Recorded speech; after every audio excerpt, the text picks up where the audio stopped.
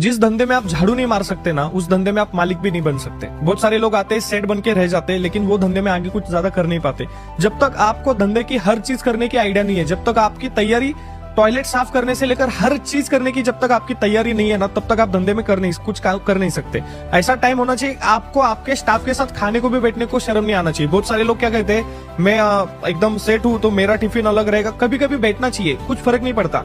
जब तक आप ग्राउंड से जितना ज्यादा चिपकेंगे नहीं ना, तब तक ग्राउंड का रियलिटी आपको समझेगा भी नहीं, और वही रियलिटी आपको हेल्प करता है धंधे में और ज्यादा ग्रो